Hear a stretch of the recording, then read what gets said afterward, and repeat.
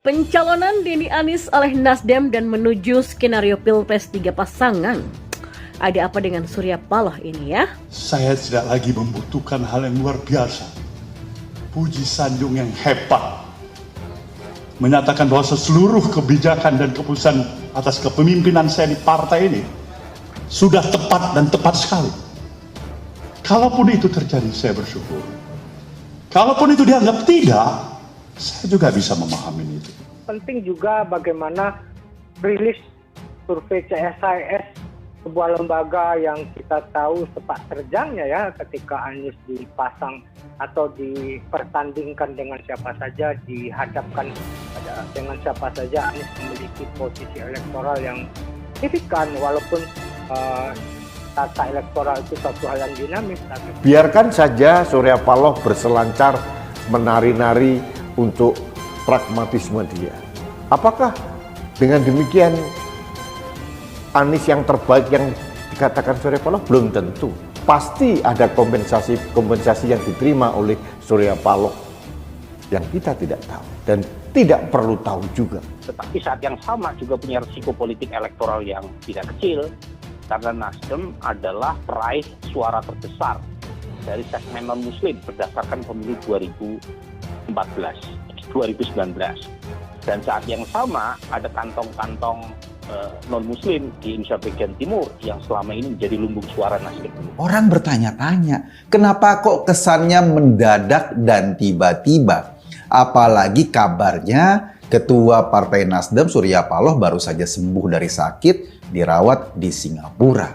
Kita nggak tahu bagaimana atau latar belakang kenapa seolah-olah ada percepatan seperti itu.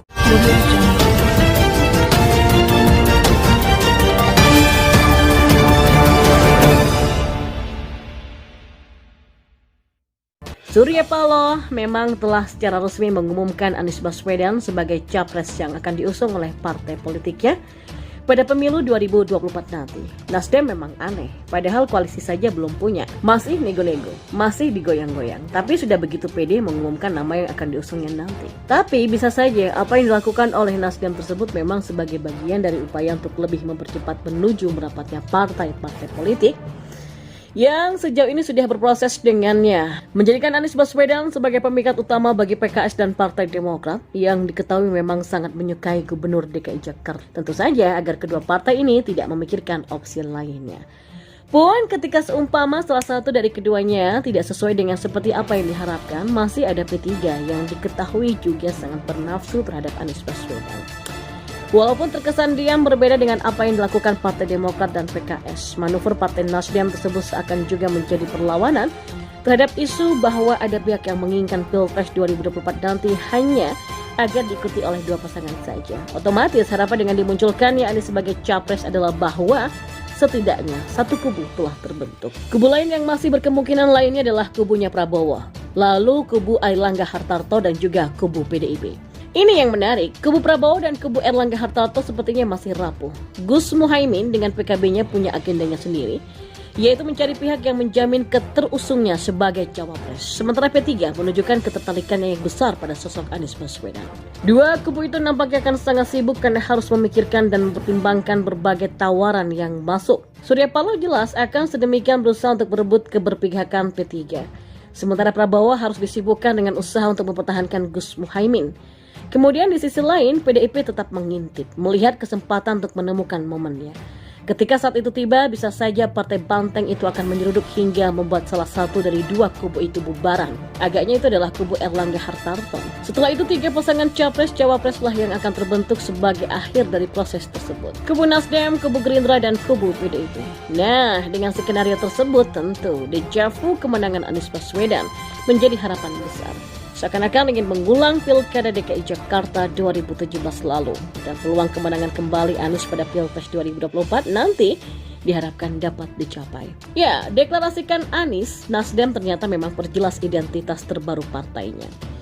Dikira prank rupanya bukan. Ya, mantap saja menepati gaungnya selama ini pada Senin 3 Oktober. Ketua Umum Nasdem Surya Paloh resmi telah memutuskan mengusung Anies Baswedan menjadi capres untuk pemilu 2024. Sosok yang diyakininya terbaik untuk Indonesia. Maaf, begitukah? Inilah kenapa akhirnya Nasdem melihat seorang sosok Anies Rashid Baswedan. Kami punya keyakinan pikiran-pikiran dalam perspektif baik secara makro ataupun mikro yang sejalan, kata Paloh dalam konferensi pers di Nasdem Tower, Jakarta Selatan.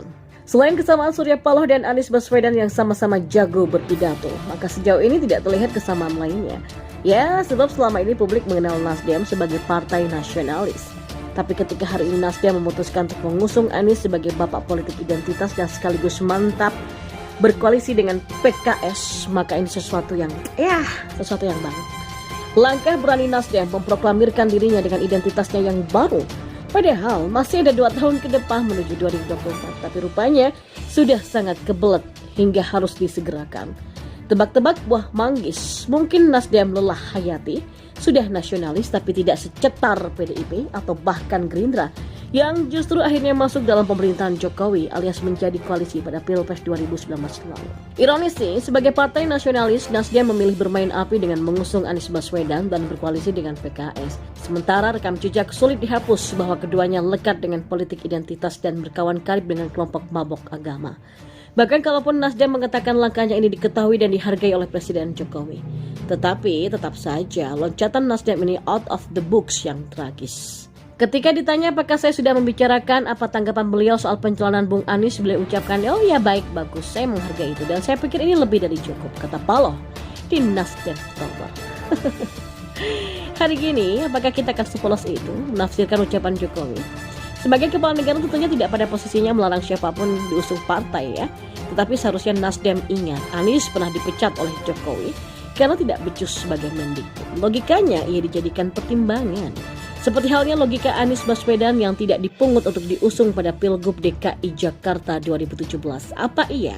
Kita nggak bisa mempertanyakan rekam jejak seseorang ketika kita mempekerjakannya. Kan begitu logikanya paling simpel ya. Seperti pepatah bijak yang mengingatkan, hanya keledai yang jatuh 2 kali dalam lubang yang sama. Tapi, syahwat politik yang kebelet menjadikan Anies dijagokan PKS untuk bersanding bersama Sandiaga Uno dari Gerindra. Kenapa ya? Maksud hati demi memuluskan Pilpres 2019, di mana politik identitas sudah terlebih dahulu diletakkan batu pertamanya oleh PKS, partai pengasong agama. Di luar orang berkomentar apa, tapi faktanya Pilgub DKI 2017 adalah cikal bakal politik identitas di Indonesia. Sedang Jakarta nyungsep babak belur. Halu banget deh kalau Nasdem berpikir Anies dan PKS tidak akan mengulang romantisme mereka di 2024 nanti.